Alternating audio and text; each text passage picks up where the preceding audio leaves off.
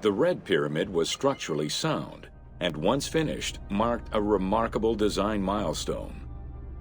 Finally successful in his attempts to build himself a suitable funerary monument, Sneferu knew his future beyond death was assured.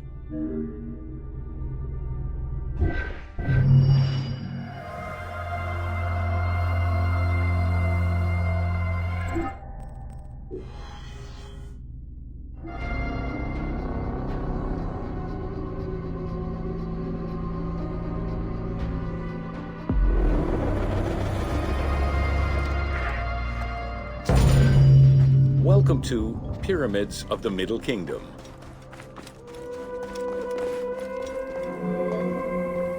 During the Middle Kingdom era, the powerful rulers of the 12th dynasty resumed the tradition of elaborate pyramidal tombs. For example, Amenemhat I built a funerary complex in Lisht, and Senusret II selected the Elahun site in the Fayum.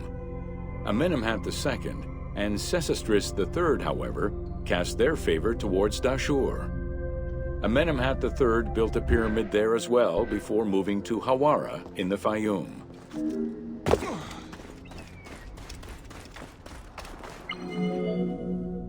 The plundering of tombs in troubled times prompted the architects of the Middle Kingdom to devise increasingly complicated means of security during construction. As such, while the architectural plans of the Hawara pyramid were simpler than the one at Dashur, the means used to protect it from looters were much more elaborate. Beyond the use of blind passages and concealed trapdoors, the architects relied on a system of stone slabs, which were slid into place at the end of construction. These massive stone slabs were meant to permanently block the passageways leading to the funerary chambers.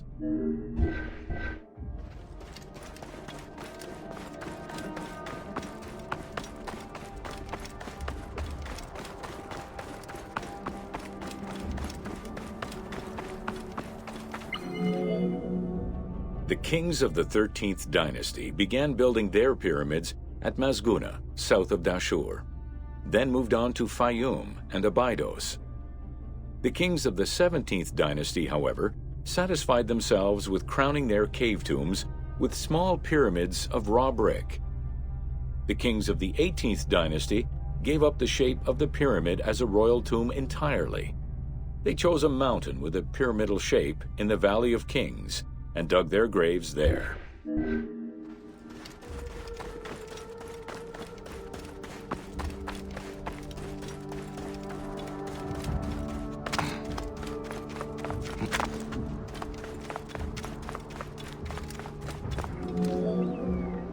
It was not until the Nubian pharaohs of the 25th dynasty that kings were once again buried under pyramidal tombs.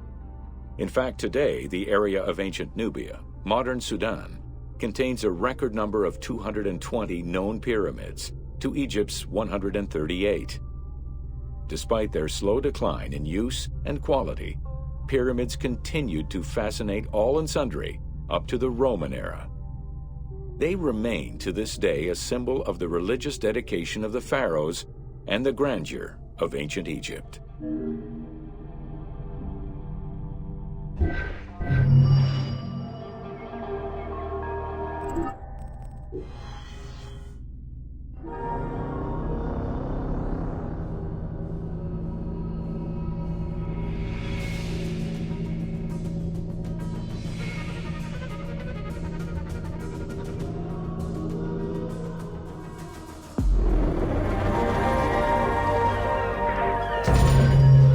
Welcome to an overview of the Giza necropolis. The Giza Plateau is located on the west bank of the Nile and was considered by ancient Egyptians as the domain of the dead. The pyramidal complexes found there were built over the span of 3 generations, during the reign of Khufu, Khafre, and Menkaure.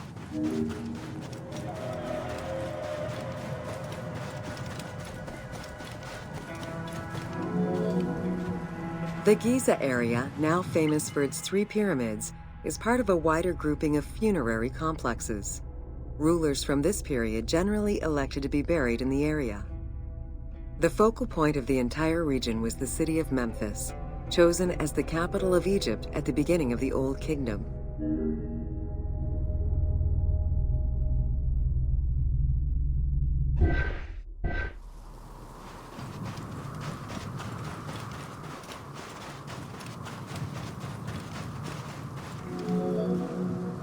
The placement of the Giza monuments, and particularly that of the pyramids, followed a practical yet strict alignment.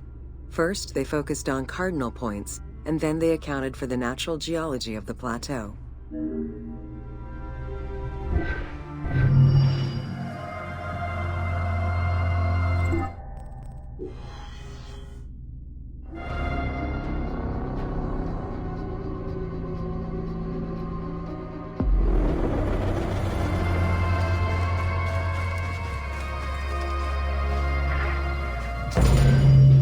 Welcome to The Riddles of the Sphinx. A sphinx was originally meant to be a personification of the king. The human head, wearing pharaonic regalia, was fused with the body of a lion, thus sharing the qualities the powerful animal possessed, namely its power, the swiftness of its attack, and its majestic authority. By these very virtues, it was also considered a symbol of protection. Unsurprisingly, statues of sphinxes could be found along the dromas, protectors of the path taken by the gods to reach the temples. Over the centuries, enthusiasts and historians alike have wondered, who built the Sphinx? For what purpose? And who does it represent? These questions remain unanswered. Several theories do exist, however, some more credible than others. One theory supposes that Jedefre chose to pay homage to his father Khufu by building the Great Sphinx of Giza. The stone temple on the eastern face of the Sphinx would have been added later on by his brother and successor, Khafre, in order to strengthen the divine worship of their father. It would be the first Egyptian temple oriented with the sun.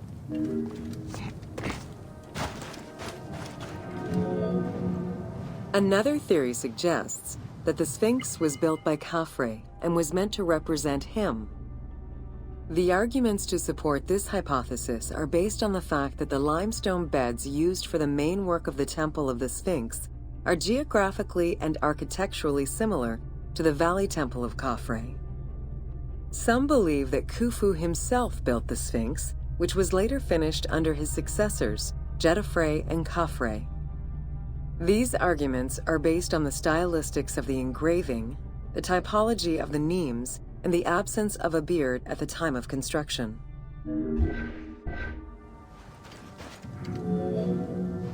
While ancient Egypt as a whole leaves a rather monochrome vision of its monuments and statuary, it is vital to understand that in ancient times, absolutely everything was painted. The sun, eating away at the pigments of the colors, the sand, the climate, and the implacable impact of time unfortunately destroyed the glorious colors of the Sphinx of Giza. Documents from an Arab Egyptologist of the 12th century, Abd al-Latif al-Baghdadi, indicate that traces of red were still visible in his time. Today, however, the only color that remains are traces of red close to the ears of the Sphinx, as well as hints of blue and yellow on the nemes, traditional colors for that type of headdress.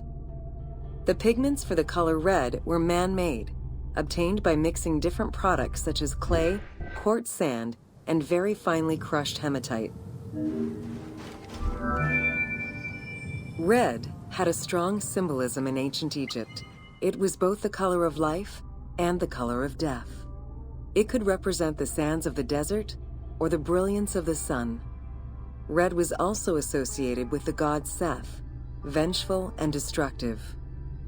The Egyptian word for red, deshur, is also the word which was used to signify the desert, or the royal crown of Lower Egypt.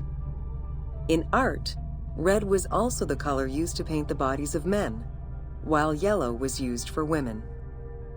It is possible that there were also color restoration efforts during the Saite period about 600 years before Cleopatra's rule, as indicated by notes on the inventory stele, discovered in 1858 by Auguste Mariette. It is because of this that the team made the decision to display it with its full range of colors, even though the Sphinx's colors would have likely faded by Cleopatra's time. Dating from the 4th dynasty, approximately 2600 to 2500 BCE, the Great Sphinx of Giza is the oldest and largest sphinx that we know of. Carved from a natural limestone outcrop, the Sphinx measures 19.8 meters in height, 73.2 meters in length, and 14 meters in width.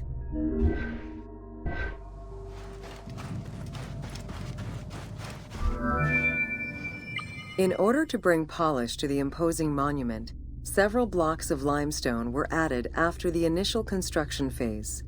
Since then, there have been numerous attempts at preservation. The polish present in the game integrates some aspects of modern restoration attempts. The team made this choice to present a more iconic version of the Sphinx of Giza to the player. Today, the Sphinx is called the Terrifying One. This appellation is translated from its Arabic name, Abu al-Hol, which in turn was derived from Baluba in Coptic.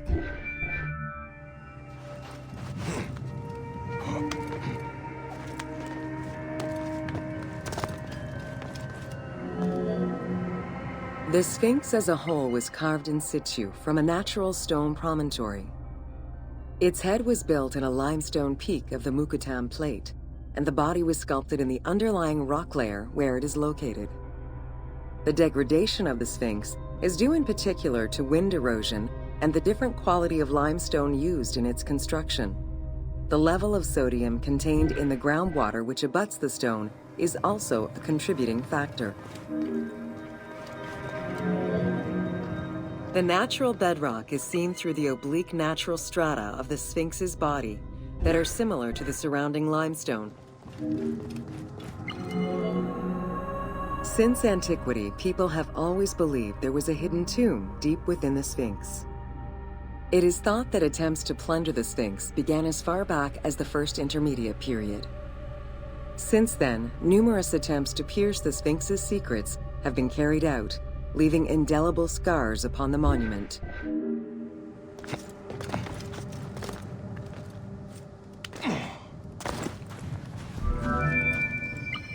12 meters long and cut during pharaonic times, another entrance in the back of the Sphinx aroused curiosity. Although Thutmose IV attempted to seal it off, it was possibly reopened by treasure hunters. It was rediscovered by Howard Vyse and mapped more recently by Mark Lehner. This entrance at the back of the Sphinx leads to different cavities of a few meters each, in directions going inside the statue's body and under the surface. The team has used this opportunity to extrapolate a little more.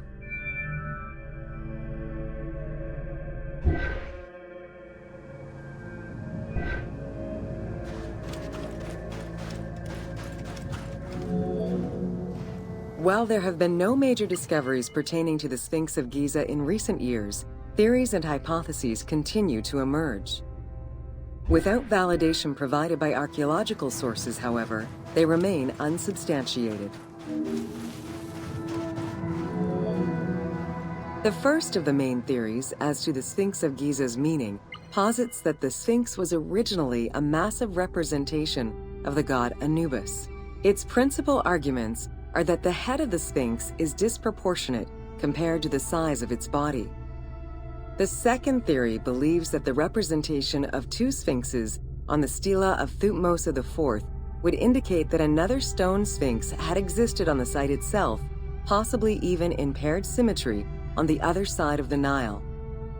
However, neither of these theories can be verified in any way.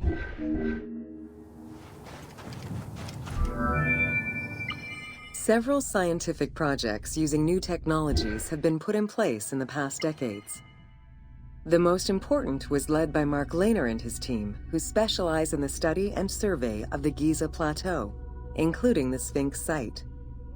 The mapping made it possible to see the materials used to construct the Sphinx, analyze the different layers of erosion, and figure out the most fragile areas to protect. After a few attempts at giving the Sphinx artistic proportions, the team instead decided to use photogrammetry mapping to faithfully reproduce the proportions of the Sphinx. What the Sphinx of Giza represented during its construction and how the Sphinx was perceived by the Egyptians of the New Kingdom are two very different matters. Originally a representation of the king imbued with the power of the lion, the Sphinx was eventually viewed as a direct representation of the most divine. It is theorized that kings of the New Kingdom believed that the Sphinx of Giza was the one who recognized and legitimized the ruler of Egypt. Thus, despite the fact the Sphinx of Giza was partially buried under the sand during his reign, Amenhotep II knew that the monument was of great importance. Amenhotep II built a second temple dedicated for the Sphinx as Horemakhet to pay homage to Khufu and Khafre, his predecessors. It became a common habit for this dynasty to spend time with their royal courts at the Sphinx. Its sanctuary became known as Setepet, the Chosen.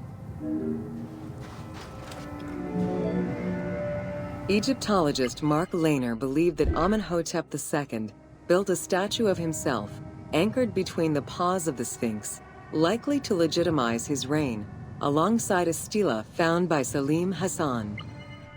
Many other pharaohs of this dynasty, such as Tutankhamun and Ramses II, also left marks of their passage in a similar fashion, sometimes even stripping the stones of nearby temples and pyramids to do so.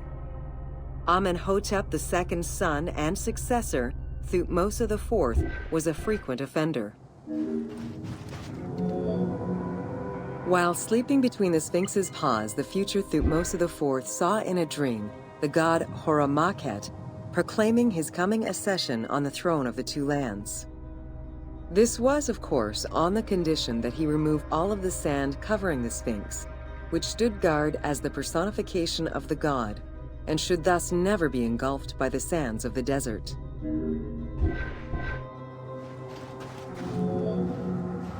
The 15-ton dream stela built by Thutmose IV to commemorate his dream was discovered by an Italian Egyptologist, Giovanni Battista Caviglia, in 1818, when he undertook the task of freeing the Sphinx from the sand, which had yet again covered it. Caviglia was looking for an entrance into the structure of the Sphinx, but instead he discovered an open-air chapel and stelas between the paws. Ashes from a ceremony were still present. Protected by sand, they quite possibly were from the last ceremonies in Roman times.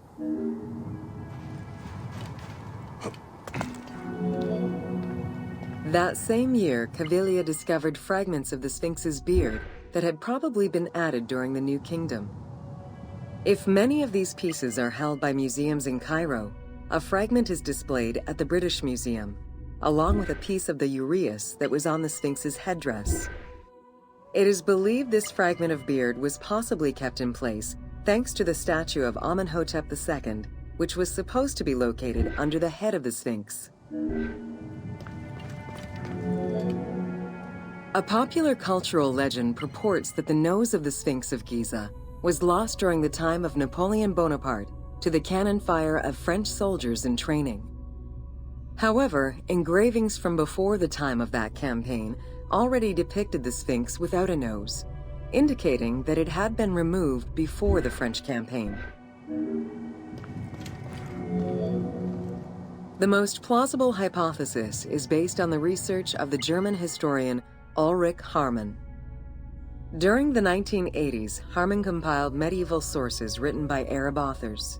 In doing so, he discovered that the Sphinx was once perceived as a favorable omen, a deity supporting sediment-nurturing floods and crops. Around 1378, a Sufi by the name of Muhammad Sa'im al-Dar could not stand this vision of the monument, and in an iconoclastic act broke the nose of the Sphinx. According to the texts, he was then hanged and burned between the legs of the Sphinx for his crime.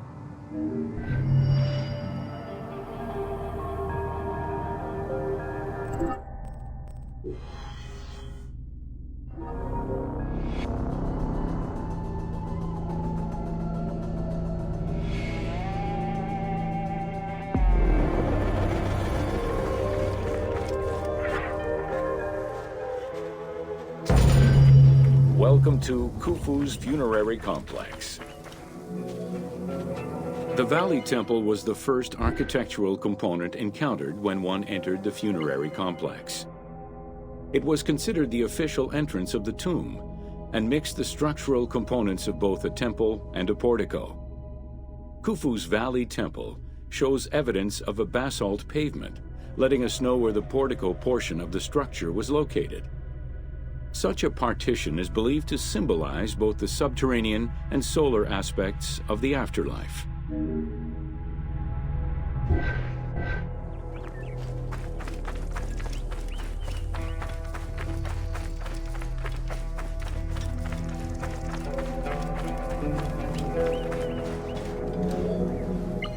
Khufu's causeway ran from the floodplain up to the plateau, linking together the Valley Temple and the Mortuary Temple. A traditional causeway presented itself as a paved path, enclosed by walls and often roofed.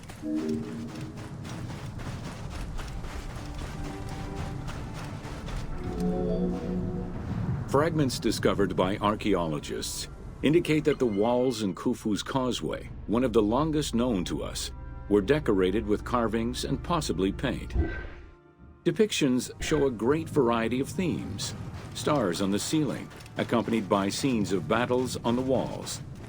Other engravings depicted the creation of the complex by illustrating craftsmen at work. The most impressive private cemeteries of Giza are located east and west of Khufu's pyramid. The Eastern Cemetery was reserved for members of the royal family, while the Western Cemetery was mostly set aside for various court dignitaries. In both areas, private tombs, also known as mastabas, were aligned and laid out methodically in streets and avenues. This arrangement was probably an attempt at recreating the king's court for the afterlife.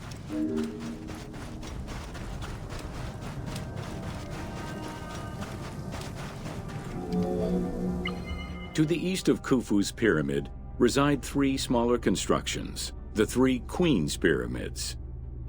A sloping passage led from the ground surface to a burial chamber, cut out of the bedrock and lined with masonry. If it seems quite certain that these monuments were intended for queen's burials, the identity of the original occupants is hard to assess.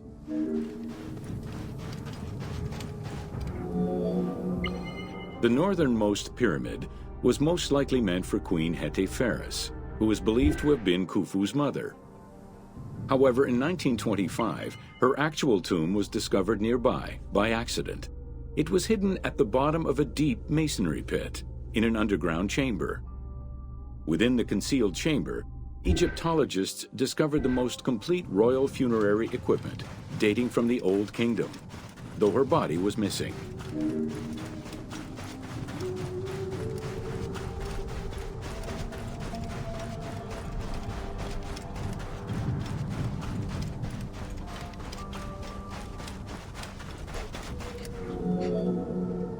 Within the vicinity of Khufu's pyramid, Egyptologists have uncovered 7 boat pits.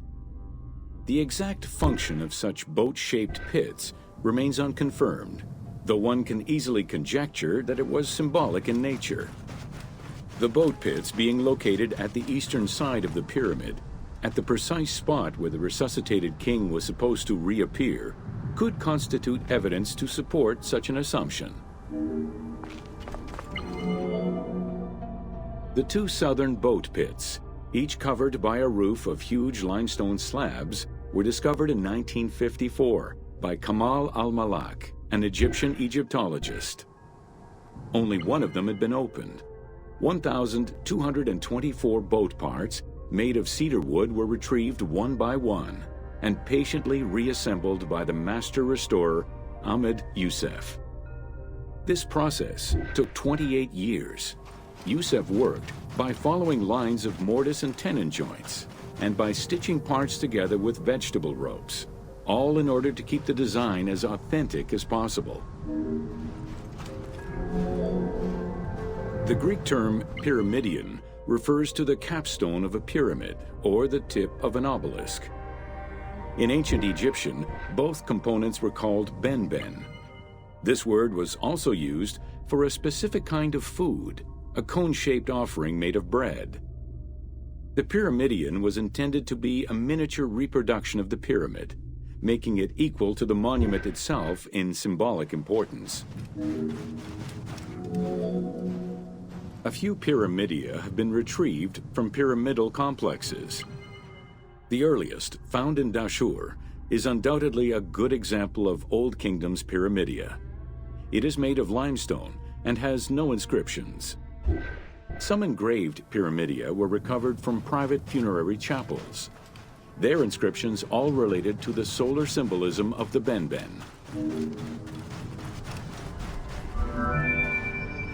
The pyramidia of the pyramids of Giza were never recovered.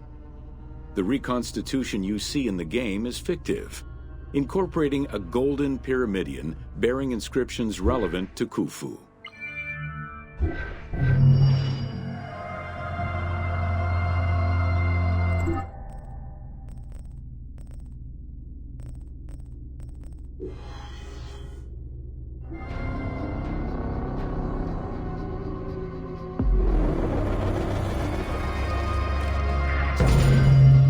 Welcome to Khafre's funerary complex. Since the very beginning of the 4th dynasty, mortuary temples were built adjacent to pyramids on the eastern side. Such a location, facing the rising sun, as well as the world of the living as a whole, held an important symbolic meaning, for it was within the mortuary temple that kings were revived through daily rituals. In its standard form, a mortuary temple was divided into 2 parts: a front area which consisted of a vestibule and a courtyard, and an area in the back, where all sacred elements were located. The back of the temple incorporated several essential features, including an inner sanctuary with a false door, which allowed the soul of the pharaoh to travel between the world of the dead and the world of the living. The largest of all such structures, Khafre's mortuary temple, was entirely built with megalithic blocks of limestone from a nearby quarry and encased with granite. Parts of Khafre's mortuary temple, particularly the courtyard walls, are thought to have been decorated with splendid reliefs. However, not a single image of the king has been discovered inside the mortuary temple.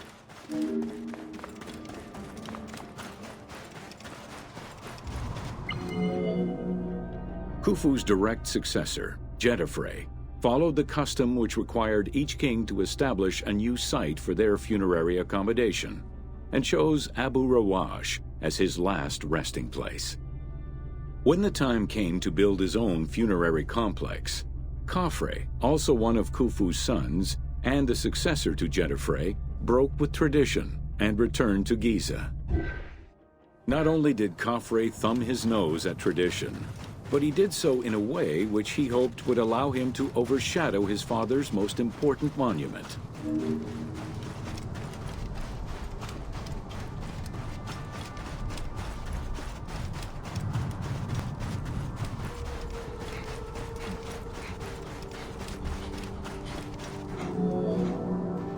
Though Khafre's pyramid is smaller than Khufu's, it was cunningly built on a more elevated bedrock layer than the Great Pyramid, making it appear higher than any other pyramid at Giza.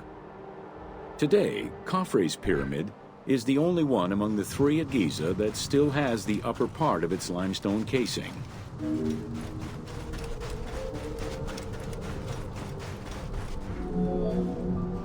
Considered a most sacred area, the Giza necropolis was strictly defined, both geographically and physically.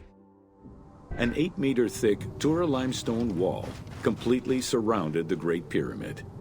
The only way inside would have been through the mortuary temple. From the reign of Sneferu and onwards, the subsidiary pyramid became a common feature within the pyramidal complex. The function of the subsidiary pyramid, however, smaller in size and in height than the royal tomb, remains unclear, though some believe that it was meant to house the ka of the pharaoh. In mainstream media, the Ka is often defined as the soul of the deceased. The truth is a bit more complicated. Within the ancient Egyptian funerary belief system, the Ka was a component of a living person, which separated itself from the body at the time of death. It represented the deceased's vital essence. In order for the deceased to ascend to a new life, whether in this world or the next, the Ka had to be embodied in a statue, and its existence maintained through offerings and rituals. Within Khafre's subsidiary pyramid, a wooden box containing pieces of cedar was discovered by archaeologists. When reassembled, it turned out to be a shrine mounted on a sled. Just as with the solar barges found around Khufu's pyramid, it seems Khafre's shrine and sled were ritually disposed of after his funeral.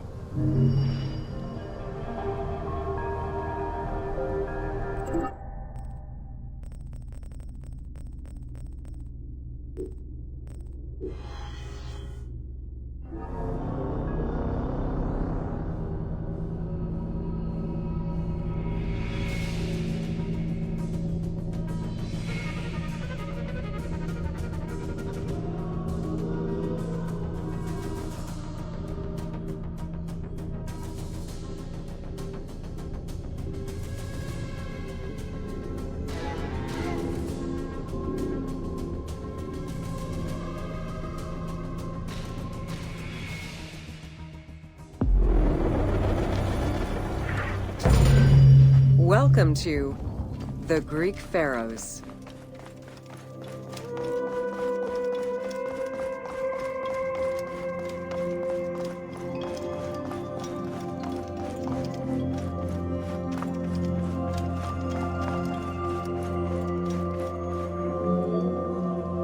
Pharaohs were considered divine incarnations of the gods.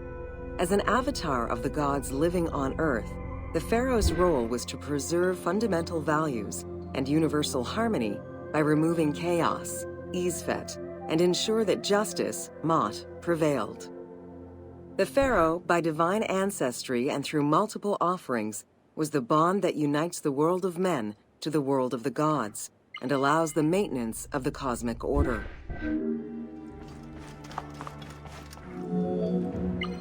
The Ptolemaic dynasty reigned over Egypt from 305 BCE to 30 BCE. The dynasty was called the Ptolemies of the Lagids, in recognition of the founder of the dynasty, Ptolemy Lagos, a Greek general and close friend of Alexander the Great. While Macedonian, Ptolemy Lagos understood that to be accepted by the Egyptian people, he would have to adopt their traditions. Upon assuming the title of pharaoh, he changed his name to Ptolemy I Soter, meaning savior.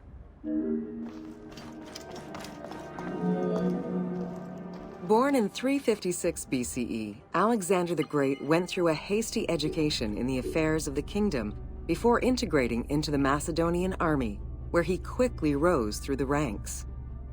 After his father's assassination in 336 BCE, which some believed was orchestrated by Alexander himself, he became king of Macedonia. Ruler of a unified kingdom and leader of a large army, Alexander set his sights on conquest. Eager to reclaim the Greek cities of Asia Minor, he took on the Persian forces, earning victory after victory.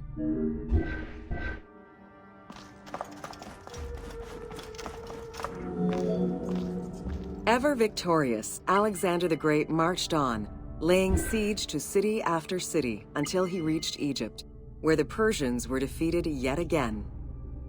Viewed as a liberator by the Egyptian people, Alexander decided to become pharaoh in due form. He traveled to Thebes to make a sacrifice to Apis, then went to the oasis of Siwa, where he was proclaimed son of Amun. Officially pharaoh of Egypt, Alexander spent much of the winter there and founded the city of Alexandria. Perhaps not coincidentally, being pharaoh allowed Alexander to spread propaganda to prepare further conquests. He resumed his military campaigns in 331 BCE. On his deathbed in 323 BCE, Alexander the Great gifted the satrapy of Egypt to Ptolemy Lagos. Perfectly aware of the value of Egypt, Ptolemy ensured not only the stability of the country's borders, but also its economic and military development. At the same time, he worked with the Egyptian elite to maintain the internal order of the country. By 305 BCE, Ptolemy, well respected both in Egypt and in the Mediterranean, was at the head of the largest fleet of the Hellenistic world. Ptolemy officially took the title of Pharaoh of Egypt in January 304 BCE, on the anniversary of Alexander the Great's death.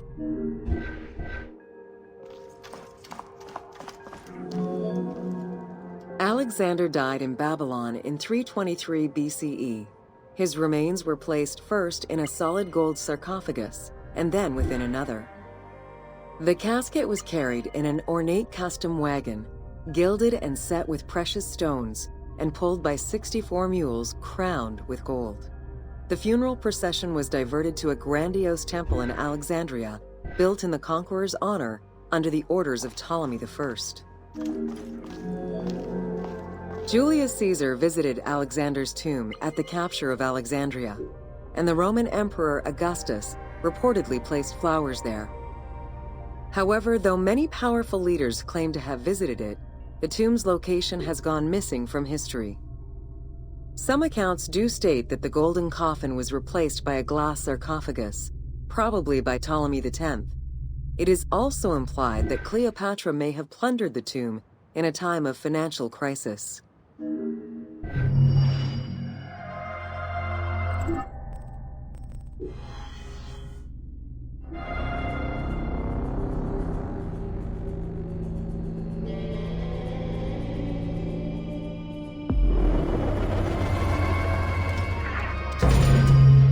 Welcome to Cleopatra, Queen of Egypt.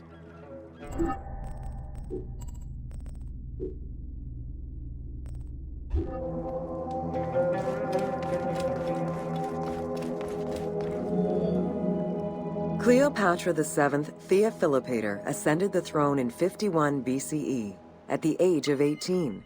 Though her early attempts to maintain power were often challenged, she eventually prevailed and became the sole ruler of Egypt. According to Plutarch, she was the only Ptolemaic pharaoh to speak the Egyptian language. Her intelligence, coupled with a good education and a great political mind, allowed her to make the alliances necessary to maintain the independence of Egypt while Rome was becoming a Mediterranean empire.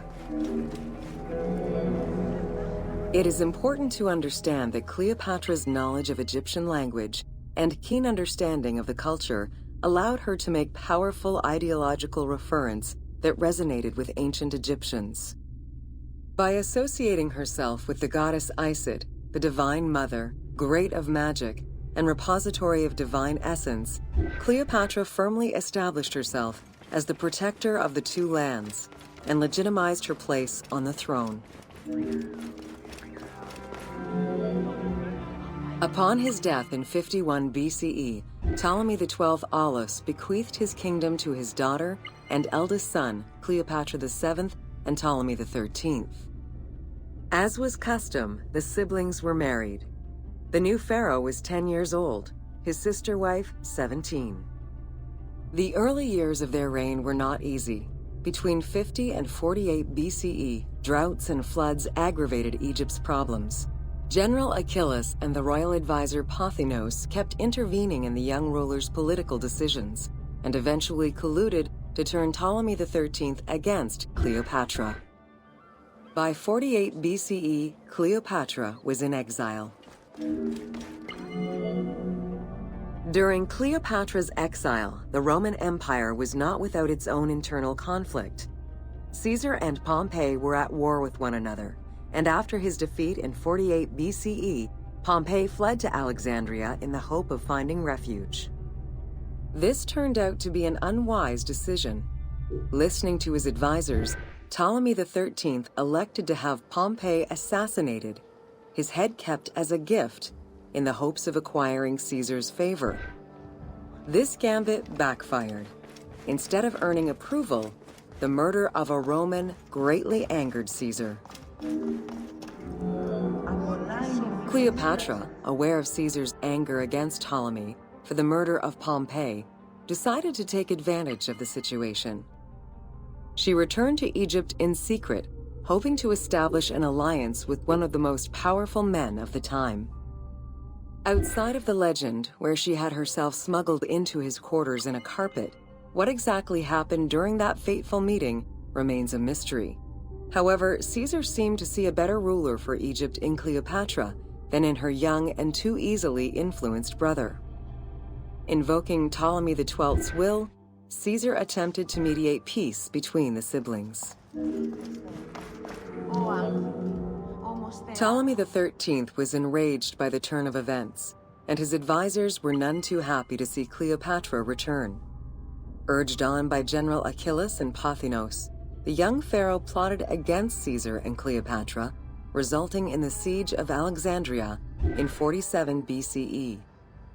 It was in March 47 BCE that Caesar defeated Ptolemy XIII's forces. The young pharaoh drowned in the Nile after having fled the battlefield. With her opponents dead or powerless, Cleopatra married her other much younger brother, Ptolemy XIV, and finally claimed the throne of Egypt for good. The end of the Alexandrian War also cemented the romantic and political alliance between Cleopatra and Caesar. In June of 47 BCE, Cleopatra gave birth to a son, whom she called Caesarion. Caesar did not accept the boy as his heir, choosing instead his nephew Octavian.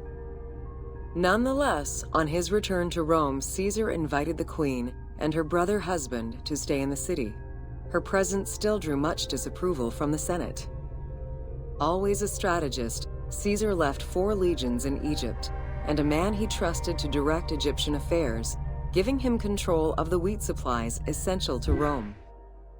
Cleopatra and her entourage remained in Rome until March 44 BCE, when Caesar was murdered.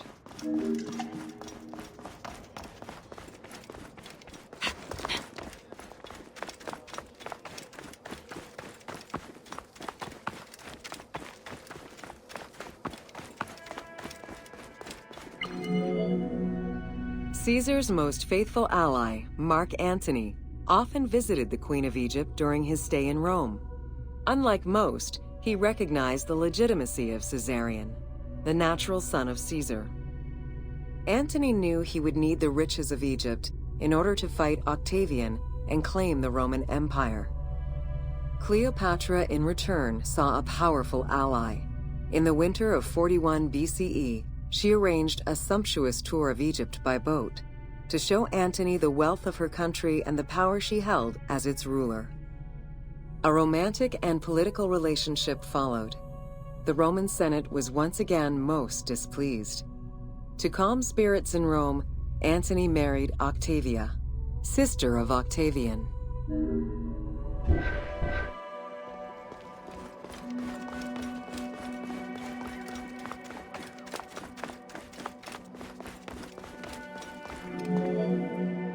Despite his marriage to Octavia, Antony remained Cleopatra's lover, and she gave birth to their children. Cleopatra increased her kingdom's territory and started a political propaganda alongside her lover in Egypt and beyond. She hoped to create a Ptolemaic federal empire with Alexandria at its center. Antony eventually repudiated his Roman wife for the Egyptian queen, much to the dismay of the Roman elite. However, while Mark Antony focused on Egypt, Octavian carefully gained military and political ascendancy over him in Rome.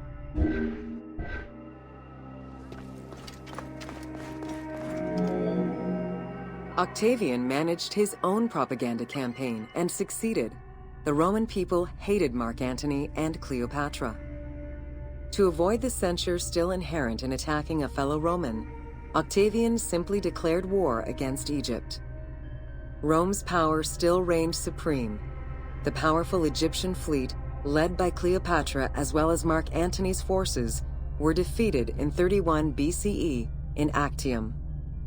Octavian arrived in Egypt in 30 BCE to formalize his victory. The following events remain difficult to confirm due to the many versions and legends around them. It is believed that after hearing a rumor about Cleopatra's suicide, Mark Antony committed suicide himself. He was brought to the queen as he slowly passed away. Knowing that Octavian would have her chained and paraded through Rome in defeat, Cleopatra planned her own suicide. She most likely killed herself with arsenic, though admittedly, the version where she uses an asp to deliver a fatal bite may be considered more dramatic. What happened to the body of Cleopatra is still a mystery.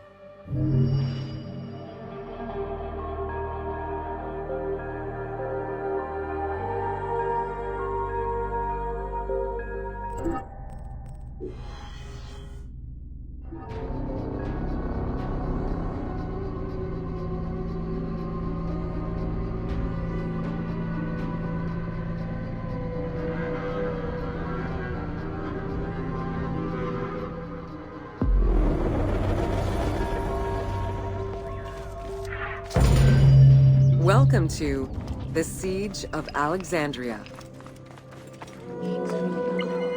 Among the collection of writings attributed to Julius Caesar are his descriptions of the Siege of Alexandria, the Gallic Wars, and the commentaries on the Civil War. These archives contain information on different campaigns, the Wars of Alexandria, Africa, and Spain. Each of them recounts Caesar's military activity from 58 BCE to 45 BCE. Though Caesar's documents remain a main source of information, it's important to note that the perspective is limited. It is necessary for other historical documents to be taken into consideration to provide a better understanding of events. The Siege of Alexandria closely relays the events of the Civil War that led up to the event and describes how Caesar was besieged in the palace of the Ptolemies. Other ancient authors have left equally valuable and sometimes contradictory information.